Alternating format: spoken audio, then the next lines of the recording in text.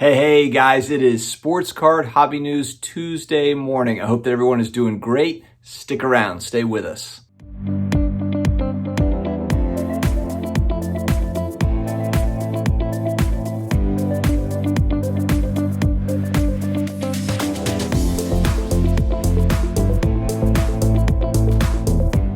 Hello to all my sports card collector, investor, all of my collectibles friends out there. How's everybody doing? It is Tuesday, still early in the week, and man, I don't know what happened last night. I went to bed late. I watched the Patriots-Bucks game, went to bed at like midnight or so, and then my youngest son woke me up at 4 a.m. So I am running on fumes, and it's just been one of those it was one of those Mondays. But here we are. The Saints, man, of course, I got some flack, of course, on my last video where I was saying the Saints are probably going to beat the Giants. Any given Sunday, guys, any given Sunday, the Saints were up by 11 in the fourth quarter and managed to blow the game. You play stupid games, you win stupid prizes, and that's pretty much what the Saints did to close out the game. We got to learn to close out games, close out teams, and now we're sitting at 2-2, and as Bill Parcells, the famous coach, always says, is you are what your record is, so regardless how close the game was or blah, blah, blah, or whatever, we're 2-2 and have got to get better. So there's always next week. All right, guys, we are going to start off the news with a little tidbit. I did a video on Fanatics a couple days ago, but there was also a little nugget in Sports Collectors Daily.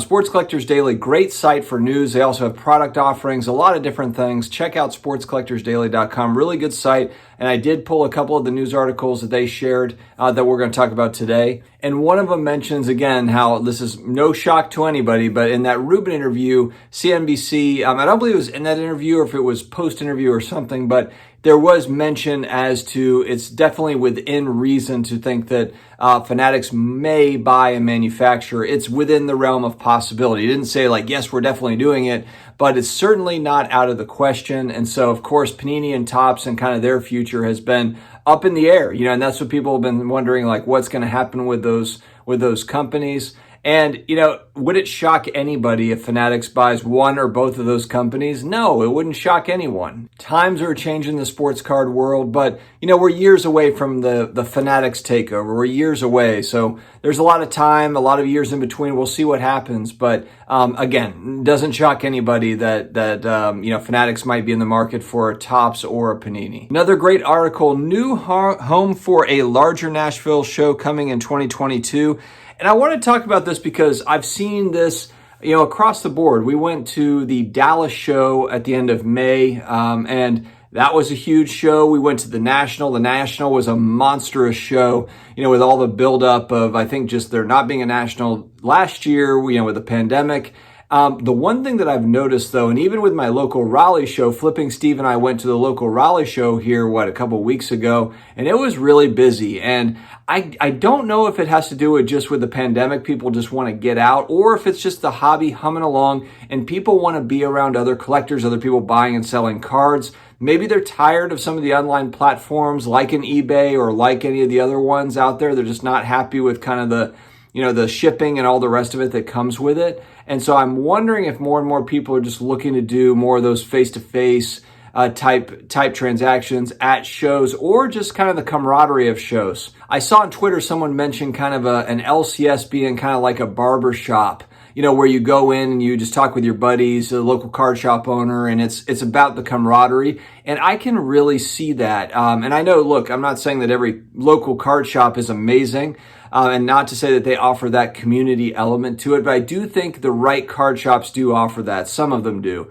And so I think that might be something as what we're seeing with shows as well, where people just want to get out. I'll tell you that the Raleigh show that we went to a couple weeks ago, I was giddy the morning of it. I was so excited to go to that show, kind of the same way I was when I was a kid. And I wonder if there's kind of that same sort of feel of now that things are opening up and there are a lot more shows going on, or people man, it's kind of this pent up demand for cards in general, but also just the demand of being able to go out and buy cards, especially too if you are a person that's out retail hunting, and that's pretty much kind of gone away with Walmart, Target really limiting or not selling stuff at all. And so, those card shows, are a way for, to kind of get out there, not necessarily to just buy wax, I guess you could, but also just to buy cards. It's access to cards and access to at least look at a big variety of cards in one place in person.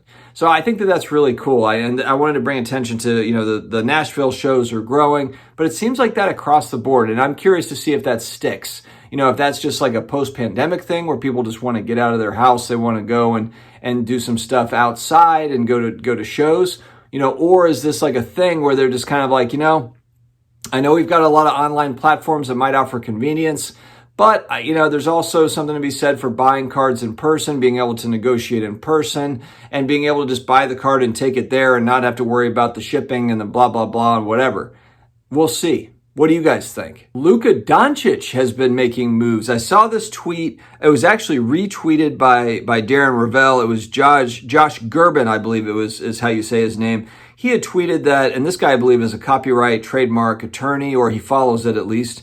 Luka has filed 2 trademark applications to get into the NFT business, is what this tweet says. And the first one, Lukaverse, for a platform to create, sell, and trade NFTs, and Luka Morph for a brand of NFTs in the field of sports. So again, NFTs making the news, and I get it. Like a lot of sports card people not in NFTs. The only NFTs I've ever bought are NBA Top Shot. I'm still trying to figure out the wallet and everything else, and being able to buy independent NFTs, put them in my wallet, etc. Honestly, ETH is so expensive. I'm not in a huge hurry, to go out and buy NFTs, even though I know that there's opportunities there and this and that and whatever. But and maybe I'm missing the boat. But what I'm kind of looking for is easier access, and that's something that NBA Top Shot provided to me, to where it was like, here's your Dapper wallet, use your credit card or your bank account, whatever, and put money in it, and then buy stuff with it. And I know that I'm not up to speed on all of the crypto dollars and all the crypto dollars. Listen to me. Boomer. Someone just yelled boomer back there. But I'm not up to speed on, and ETH is just so expensive. If there was different options, I know Solana and some other ones, Cardano, are platforms that are gaining ground, but you're not seeing a lot of NFTs being sold on those platforms yet, or using that particular currency. Once this thing starts to evolve a little bit more and it's just easier, I think that I will be more into it, and probably more people in general. I think, honestly, just the whole process of getting all that started is just, it makes your head spin a little bit. So, and then when you factor in the ETH is 3,000, it's $3,000 for 1 ETH.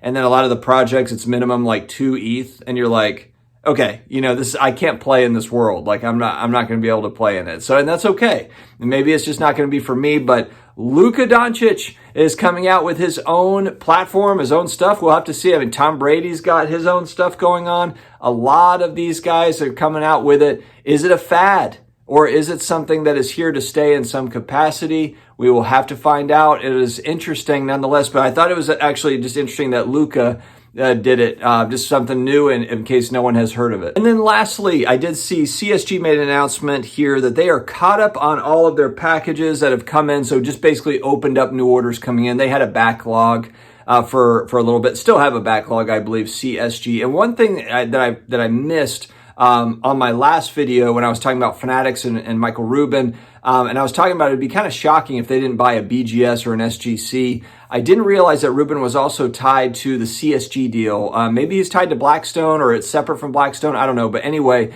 his investment team group, whatever, is attached to that CSG grading company acquisition. So, and that's where, because he's talked about, we're tying it all together. We're the manufacturer. We've got, grading. We want to make it easier for the collector, for the consumer, to be able to make all these things happen without having to struggle to buy a card, struggle to get a card graded, struggle to do this, and there's so many middlemen, etc.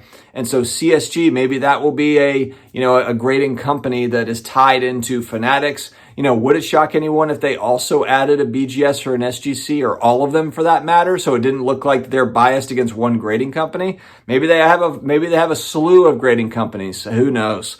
But anyway, guys, thank you very much for joining me here on this Tuesday. I hope that you have an amazing day ahead of you. Stay healthy, stay awesome, and I will talk to you again later.